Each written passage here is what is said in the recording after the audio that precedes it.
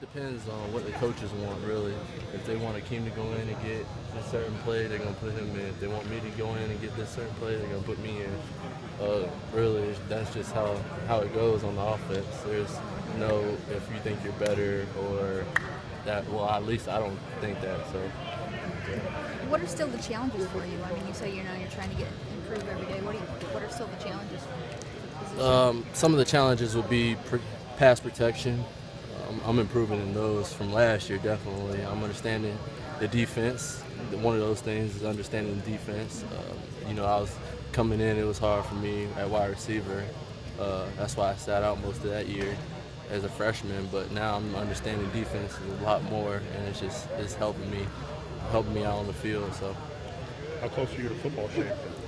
I'm football shape. I just, track shape is all the running. Football shape, you got to put on pads. So I'm trying to get used to that. I only had literally, this is probably my 5th day in pads. So yeah, coming off of that one track meet over spring break. So yeah.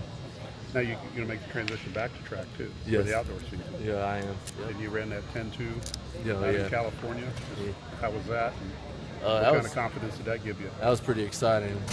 I made a goal sheet for the outdoor season where I wanted to run a 10-2-8, and I came out that meet and ran a 10-2-5. That really boosted my confidence a lot. I felt as though I can carry that over into football and then go back into track. So.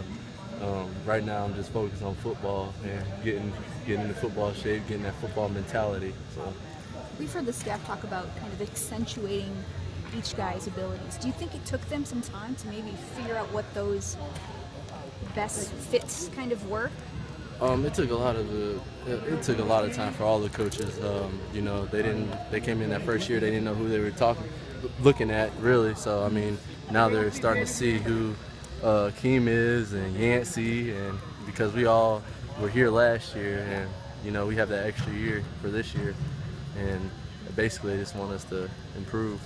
How do you feel like you've developed as a leader? I mean, in 6 a.m.s, I think it really kind of stuck out that you were a guy who was you were being vocal, but you were showing by example too. I mean, did you feel, is that just like a senior realization kind of a thing, or do you think you've always been that guy? Basically, it was more like I'm not having a year like I did last year, especially as being a senior, because that was hard, and I feel bad for those seniors that went through that last year, because no senior wants to do that, especially me. So, I mean, me and Hunt, we just sit out in the running backs room. We're like, look, man, me and you and Brandon, we all have to just take over this, especially in the running backs room, and then we got to carry that to offense.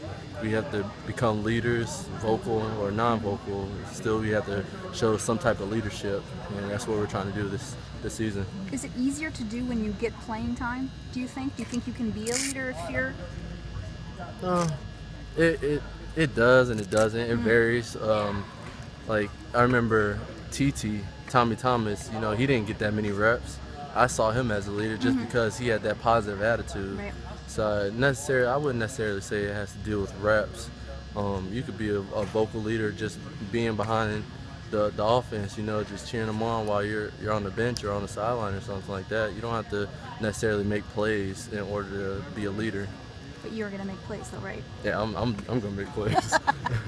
Raheem, just talk about the importance of depth at the running back